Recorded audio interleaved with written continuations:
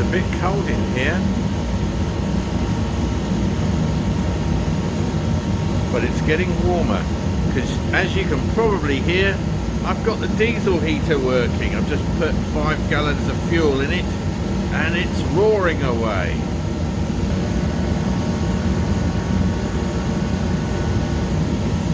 So welcome back to Gavin's Sonex B. So what I'm hoping to do this evening is to fit the brake cylinders and get the wheels on this evening. So I've done the first bit, which is relatively easy.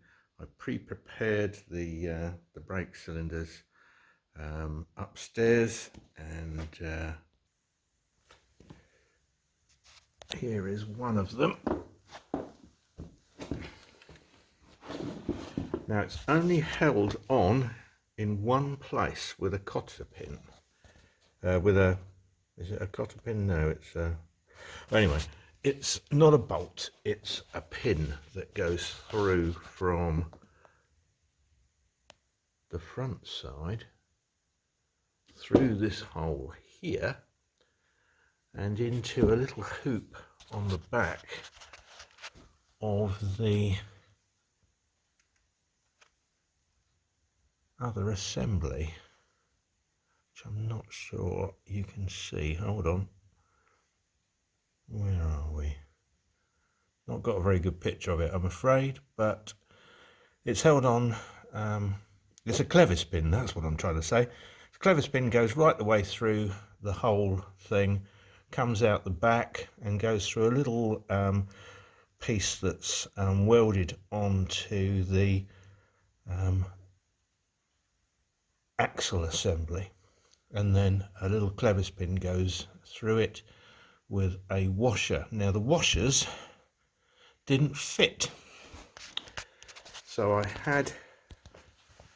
had to basically grind one side off so that it was a D-shaped washer, so that it cleared the weld at the bottom, and it went on okay, and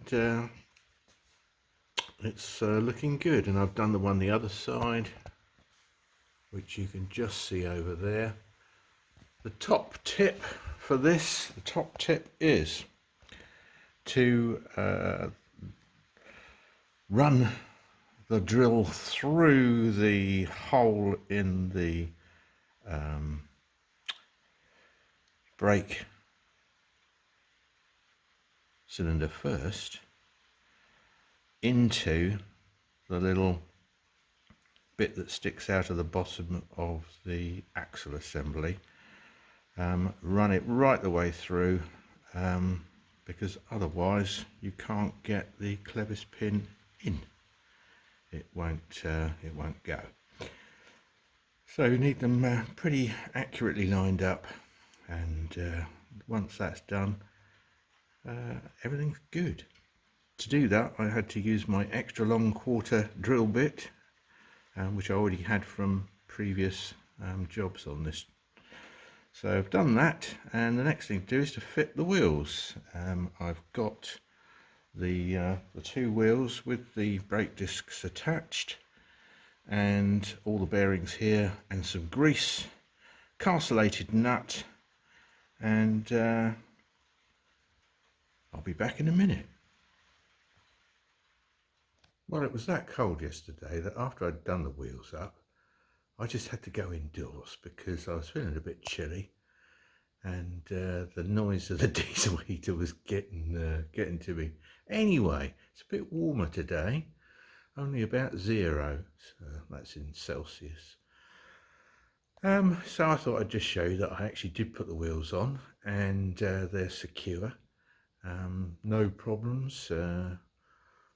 Nothing to report really, so I'll get right to it and show you what I've done. So here are, well, is one of the wheels on, and it was pretty simple. There are 2 tapered roller bearings that come with the wheel kit, and the first taper roller goes on the axle, followed by the wheel, followed by the second taper roller bearing, and then the big carcellated nut on afterwards. And Sonex tell you to basically tighten up the nut until you feel a good friction on the wheel, and then release it a bit so it runs freely. So what I did was I did it up quite tight just to make sure everything was well pushed in, not to the point where it wouldn't rotate, but it had a lot of friction on it, just to make sure everything was compressed, and then backed it off so that now it runs quite freely, and that's good. And the other side's done as well.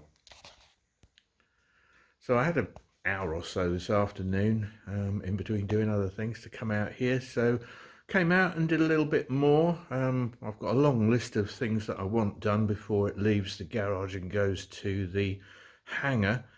Only little jobs. I'd been meaning to cut the seat back because I've decided to use the plastic panels that come with the kit, and if you do that then the seat back is too wide because the panels are in the way.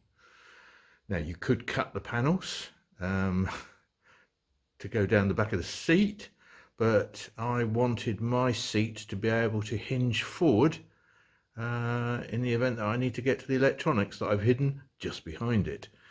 So I'm proposing to put the panels on and then have the seat move backwards and forwards with the panels on, so it looks a bit like this.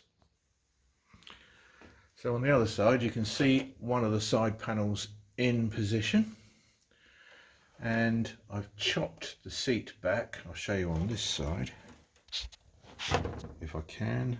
Oh, it's too dark, it's too dark on that side.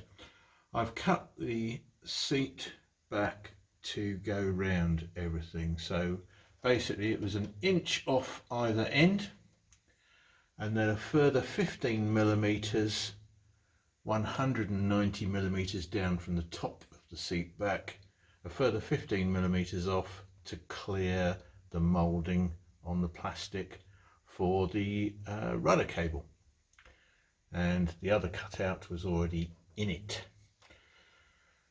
And so I've got removable hinge pins at the top, so that if I want to get to the radios and everything and all the wiring that's behind, I can just pull the pins, hinge it forwards, and get access a little bit like this. Okay, that's the plan anyway. Apart from that, I haven't done anything else today. So there we are, that's today's progress so far. England are playing France in the World Cup tonight, so possibly might go and watch that. I don't know, I don't like football really, or soccer as you Americans like to call it.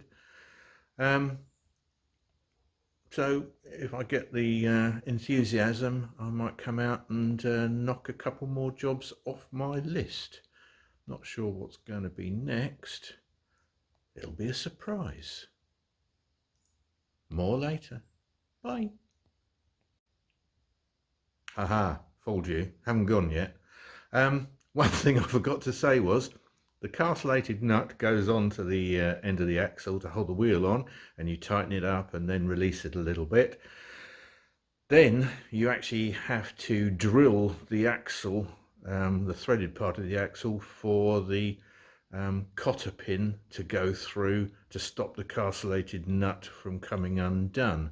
I haven't done that yet, and I'm not going to until I get to the point where I actually want to move the aircraft under its own steam, just in case I want to take everything apart and it all gets changed. So as I said earlier, more later. Bye.